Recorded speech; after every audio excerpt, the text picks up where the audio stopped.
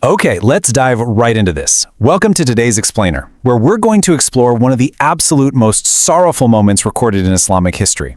Now, whether you're already deeply familiar with this history or, maybe you're encountering it for the very first time, our goal today is to look directly at the historical and cultural records. We want to really understand an event that has literally shaped the cultural memory of millions. We're looking at Sham-e-Ghariban. So, to really grasp the weight of this event, we first need to look at what the name itself actually means. Sham-e-Ghariban literally translates to the night of the destitute, or the night of the helpless. And it refers to a very specific, devastating window of time, the night of the 10th of Muharram, which is a day known as Ashura. This is the immediate aftermath, just hours after the tragic conclusion of the Battle of Karbala. The battle is over, and the incredibly dark reality of the night has fully set in for those left behind. That brings us to Section 1, the night of the destitute.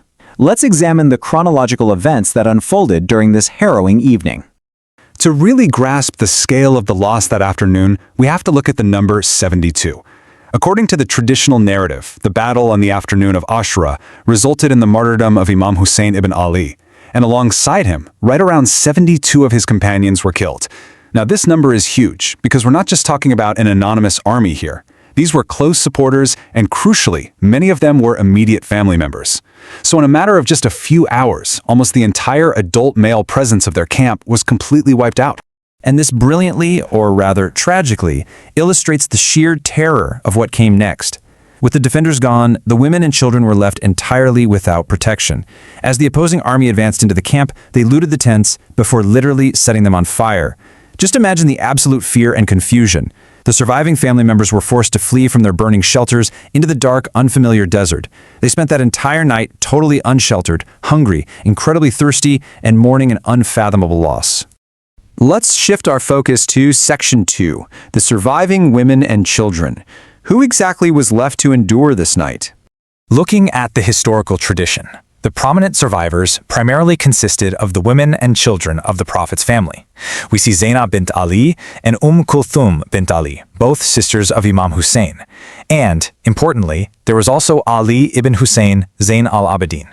Now, he was an adult male, but he survived specifically because a really severe illness had rendered him completely unable to participate in the fighting that day. His survival, as we'll see, becomes an absolutely vital piece of this historical puzzle. The traditional accounts place a really heavy emphasis on the condition of the children during this night. You have to remember, they had already been suffering from severe thirst for several days leading up to the battle, because their access to water had been completely restricted. So now, highly traumatized after witnessing the violence of the afternoon and seeing their only shelter burned to the ground, they spent the night scattered in the dark. They were desperately searching for their fathers, their brothers, and other lost family members. To put a real human face to this historical data, tradition often focuses on figures like Sakina bint Husayn, the young daughter of Imam Husayn.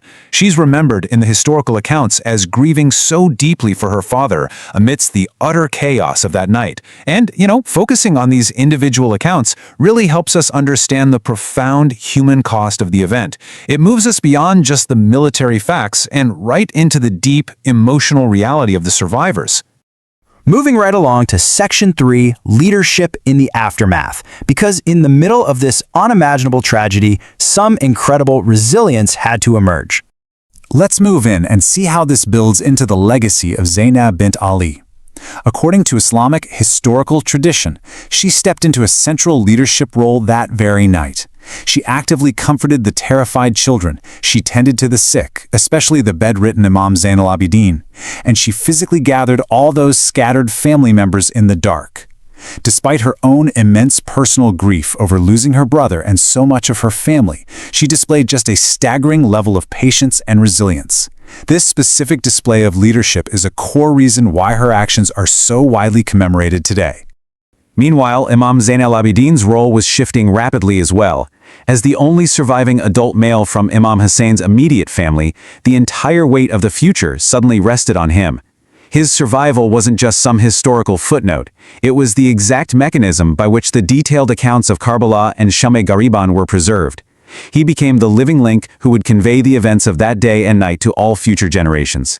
And that perfectly sets up Section 4, preserving the message. So how exactly did this horrific night transform into an enduring historical narrative? We can see the intense chronological compression of these events right here.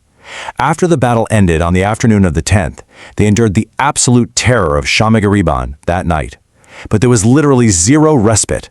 By the very next morning, the 11th of Muharram, the surviving women and children were formally taken into custody by the opposing army. From the ashes of their camp, they were transported as captives, first toward the city of Kufa, and later on a long, grueling journey all the way to Damascus. Now, what's really interesting about this part of the history is how this tragedy gave birth to a powerful oral tradition. It was during this very journey, while being held in captivity, that both Zaynab bint Ali and Imam Zayn al-Abidin delivered these incredibly powerful public speeches. These speeches are remembered in Islamic tradition not just as expressions of grief, but as bold, public condemnations of injustice. By speaking out in Kufa and Damascus, they forcefully preserved the message of Karbala. They essentially made sure that the narrative wouldn't be written solely by the victors of the physical battle. Which brings us to our final section, cultural impact and remembrance. We've seen the history, now let's look at how it directly echoes into the present. Those original oral traditions we just talked about are directly reflected in how many Shia Muslims observe this night today. Practices like holding mourning gatherings, which are called majalis, listening to those historical accounts, and reciting poetic elegies known as naha in Marcia. These are essentially direct continuations of that original preservation. Through these gatherings, prayers, and reflections, the community is actively keeping the cultural memory of that destitute night alive, passing it down year after year, generation after generation. So, considering all of this, we really have to ask ourselves, what does Sham-e-Ghariban symbolize today? I mean, why does a single night from centuries ago continue to command such solemn reverence across the entire globe?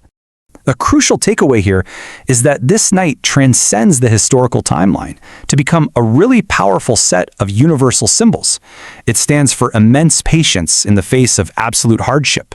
It symbolizes standing for justice, even when the odds are overwhelmingly against you, and maintaining absolute loyalty to your principles when everything else is stripped away.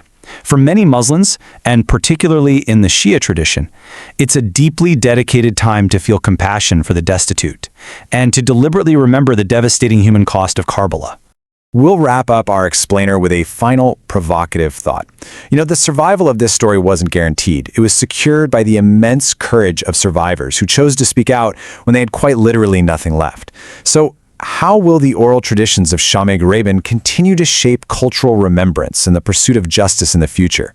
It's a powerful testament to how memory, when it's carefully preserved and passed down, can endure for centuries.